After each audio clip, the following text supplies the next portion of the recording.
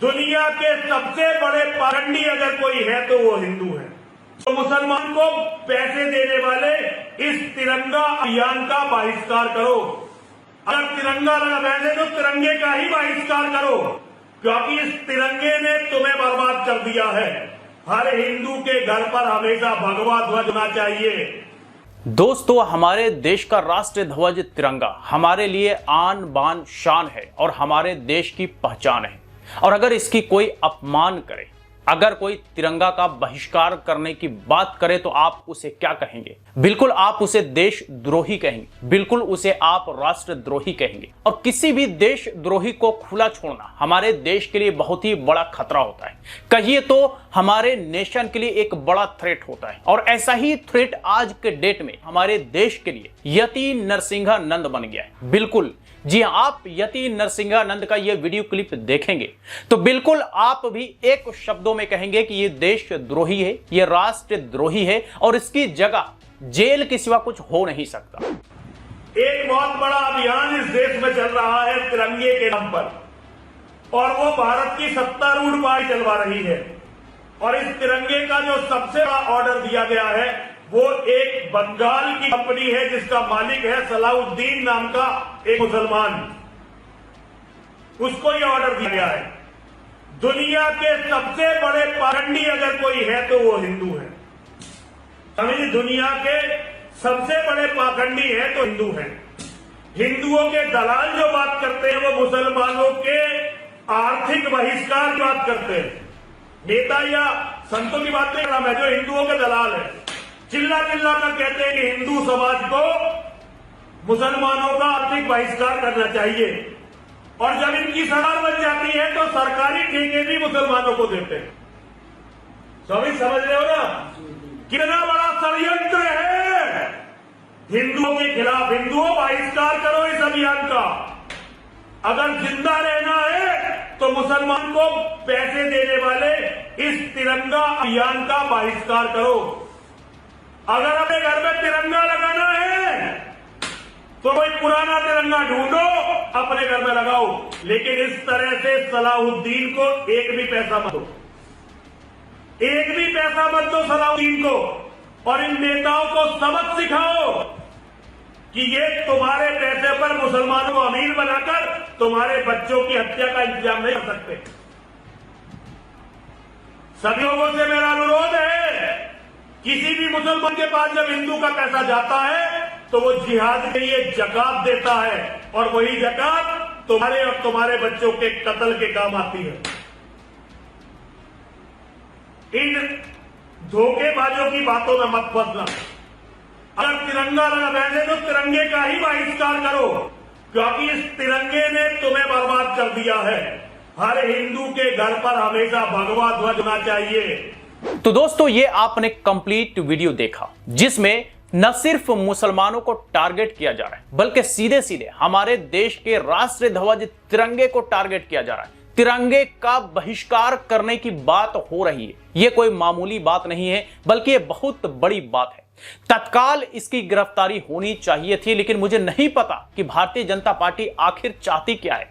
क्या भारतीय जनता पार्टी चाहती है कि ऐसे देशद्रोही हमारे देश में खुले घूमते रहे? क्या मोदी सरकार ये चाहती है कि ऐसे देशद्रोही हमारे देश में इस तरह का उल जुलूल बयान देते रहे, लोगों को उकसाते भड़काते रहे, हमारे देश के तिरंगे को लगातार टारगेट करते रहे, तिरंगे की बहिष्कार की बात करती रही? लेकिन अनफॉर्चुनेटली ऐसा हो रहा है। यह बेहद शर्मनाक है। और हम ये भी एक लाइन में कहना चाहते हैं कि आज के डेट में जो हर घर तिरंगा की जनता पार्टी और आरएसएस कर रही है, कहीं ना कहीं यति नरसिंहानंद के इस नफरती बयान और तिरंगे को टारगेट करने वाले बयान से ऐसा लगता है कि यह सारा का सारा ढोंग है, यह सारा का सारा पाखंड है और कुछ नहीं। क्योंकि अगर सच में तिरंगे के प्रति प्रेम है, अगर सच में देश के प्रति प्रेम है, देश के प्रति ये लोग देशभक्त हैं, तो फिर यति नरसिंहानंद जैसे देशद्रोही को तत्काल गिरफ्तार करके इस पर यूएपीएल लगानी चाहिए। क्योंकि इस तरह के लोग या इस तरह के मानसिकता के लोग देश हित में कभी भी नहीं हो सकते। इनकी जुबानी आपने सुना, ये तिरंगे हित में नहीं है, ये तिरंगे का समर्थन नहीं करते, बल्कि तिरंगे को लेकर के जो अभियान चल रहा है उसका समर्थन नहीं करते बल्कि उसकी बहिष्कार की बात कर रहे हैं। ये बहुत बड़ी बात है, बहुत बड़ी बात है। हम और आप जो सोच नहीं सकते वो यतीन नरसिंहानंद एक वीडियो बना करके पब्लिक डोमेन में छोड़ देता है। ये बहुत बड़ी बात है। इसे तत्काल गिरफ्तार करके इस पर देशद्रोह का मुकदमा चलनी चाहिए और इसकी जगह जेल की सिवा कुछ हो नहीं सकता, ऐसा मेरा मानना है। और आपने वीडियो क्लिप देखा, आपका भी कुछ ऐसा ही राय होगा। यतीन नरसिंहानंद हिंदू भाइयों को टारगेट करते हुए यह भी कहता है कि दुनिया का सबसे बड़ा पाखंड अगर कोई है तो वो हिंदू है। दुनिया के सबसे बड़े पाखंडी अगर कोई है तो वो हिंदू है। पर मैं इसके गलत बयानी से बिल्कुल भी इत्तेफाक नहीं रखता। हमारे सर्किल में, हमारे फ्रेंड लिस्ट में, ये यूं कहें कि हमारे साथ काम करने वाले लोगों में बहुत सारे हिंदू भाई हैं। जी हां, और बिल्कुल भी मुझे कभी ऐसा नहीं लगा कि वो पाखंड है। बिल्कुल पढ़े लिखे, मैच्योर हैं, समझदार हैं और बिल्कुल अपने धर्म के प्रति ईमानदार भी हैं। नो डाउट, कभी मुझे ऐसा नहीं लगा। तो यतीन नरसिंहानंद का जो कहना है कि दुनिया का सबसे बड़ा पाखंड हिंदू है, मैं इसमें यकीन नहीं करता। बल्कि सबसे बड़ा पाखंड अगर कोई है तो यतीन नरसिंहानंद है। बिल्कुल, क्योंकि अब से पहले हमने इसके कई उल जुलूल बयान सुने, कई उल जुलूल बयान देखे। आगे ये कहता है कि हिंदुओं के दलाल जो मुसलमानों की आर्थिक बहिष्कार की बात करते हैं, सरकार बनाने के बाद उन्हीं को ठेका देने लग जाते हैं। हिंदुओं के दलाल जो बात करते हैं वो मुसलमानों के आर्थिक बहिष्कार की बात करते हैं, और जब इनकी सरकार बन जाती है तो सरकारी ठेके भी मुसलमानों को देते हैं। बताइए ये किसे कहा जा रहा है? ये सीधे सीधे भारतीय जनता पार्टी की जो सत्ता में सरकार है उसे टारगेट किया जा रहा है, यानी कि मोदी सरकार को टारगेट किया जा रहा है। जी हां, यानी कि ये अपने के सगे नहीं किसी और की बात क्या करेंगे। ये तिरंगे को टारगेट करते हैं, ये भारतीय जनता पार्टी को टारगेट कर रहे हैं, ये हिंदू भाइयों को टारगेट कर रहे हैं। यह भला कैसा संत है जो अपने लोगों को टारगेट करे, अपने देश के राष्ट्रीय ध्वज को टारगेट करे, इसके साथ साथ सत्ताधारी पार्टी जो कहीं ना कहीं इन्हीं के मानसिकता के हैं उसको भी टारगेट करे। तो मोदी सरकार ने जो हर घर तिरंगा का अभियान चलाया है उसको सीधे सीधे टारगेट करते हुए ये दलाल कह रहा है। बताइए, ये दलाल जैसा शब्द अगर ये इस्तेमाल सत्ताधारी पार्टी के लिए करता है तो इस पर मैं कुछ नहीं कहना चाहूंगा। मुझे पूरा यकीन है कि भारतीय जनता पार्टी के लोग इस पर मुंह तोड़ जवाब देंगे, और अगर वो जवाब नहीं देते हैं तो मान करके चलिए कि ये सब के सब एक ही थाली के चट्टे बट्टे हैं। आगे कहता है कि हिंदुओं बहिष्कार करो इस अभियान का, यानी कि हर घर तिरंगा का। कितना बड़ा षड्यंत्र है हिंदुओं के खिलाफ। हिंदुओं बहिष्कार करो इस अभियान का।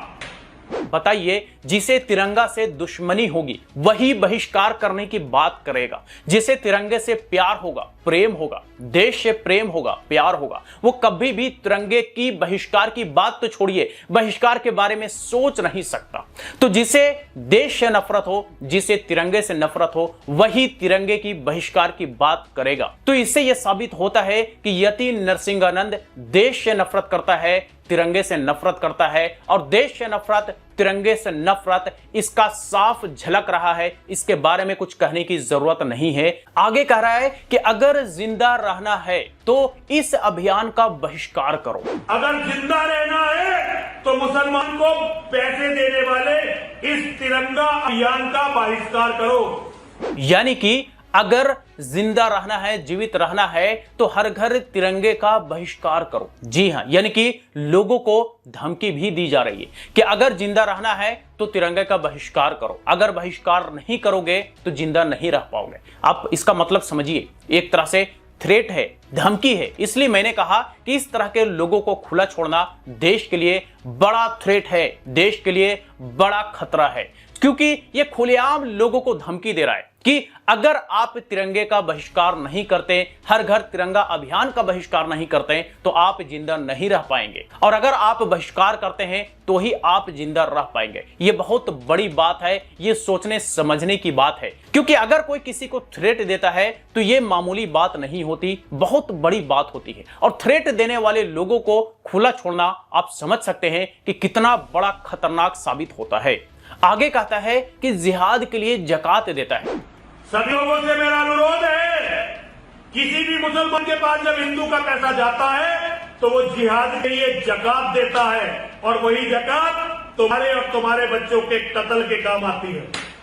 यानी कि जो मुसलमान हिंदुओं से कमाई करते हैं वो जिहाद के लिए जकात देता है। बताइए, जिसे समझ नहीं, जिसे जकात क्या है ये तक पता नहीं, वो आजकल जकात पे लेक्चर दे रहा है। बताइए, क्या किसी यतीम को जकात देना जिहाद के लिए जकात देना होता है? बताइए, क्या किसी बेवा को जकात देना जिहाद के लिए जकात देना होता है? बताइए, किसी गरीब को जकात देना क्या जिहाद के लिए जकात देना होता है? अगर इनका डेफिनेशन यही है तो मान लीजिए कि जिहाद के लिए ही जकात दिया जाता है, क्योंकि हमारे नजर में जकात तो उन लोगों को जाता है जो बेसहारा लोग हैं, जो यतीम हैं, गरीब हैं, बेवा है, ना कि किसी गलत काम के लिए जकात दिया जाता है। तो जिसे जकात का मायने मतलब तक नहीं पता, वो आजकल बैठ करके जकात पर लेक्चर दे रहा है। हमें इनकी लेक्चर नहीं सुननी, बल्कि हमें जिसे जकात देना है देते आ रहे हैं और इंशाअल्लाह देते रहेंगे। आगे कहता है कि तिरंगे का ही बहिष्कार करो, क्योंकि तिरंगे ने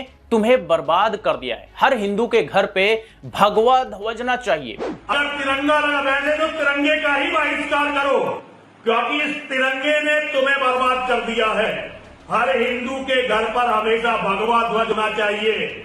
जी हां, ये जो लाइन है, ये लाइन सीधे सीधे देशद्रोही वाला लाइन है, और कोई भी देशभक्त, कोई भी राष्ट्रभक्त ये लाइन नहीं कह सकता। कहना तो दूर की बात, इस बारे में नहीं सोच सकता। और अगर कोई कहता है तो समझिए कि वो देशभक्त नहीं, राष्ट्रभक्त नहीं, बल्कि देशद्रोही है, तिरंगा द्रोही है, राष्ट्रद्रोही है। और ऐसे लोगों का जेल के सिवा कोई जगह नहीं हो सकता। तो तत्काल यति नरसिंहानंद पर देशद्रोह का मामला दर्ज कर इस पर कार्रवाई होनी चाहिए। तो अब हमें यह देखना है कि भारत सरकार यानी कि मोदी सरकार कितना जल्द से जल्द इस पर कार्रवाई करती है। तब तो हम मानेंगे कि ये लोग देशभक्त हैं, ये लोग राष्ट्रभक्त हैं, और इनका जो हर घर तिरंगा अभियान है बिल्कुल ये दिल से चला रहा है। इससे ज्यादा मैं कुछ और नहीं कहूंगा। आप बाखूबी समझदार हैं, आप समझ सकते हैं कि हमारा कहने का मतलब क्या है। तो चलिए, आज तक के लिए इतना ही। आप इस बारे में क्या सोचते हैं हमें कमेंट बॉक्स में लिख करके जरूर बताएं। वीडियो अच्छा लगा तो लाइक करें, ज्यादा से ज्यादा लोग साथ शेयर करें, और इसी तरह के वीडियोस के लिए हमारी यूट्यूब चैनल को भी सब्सक्राइब करें।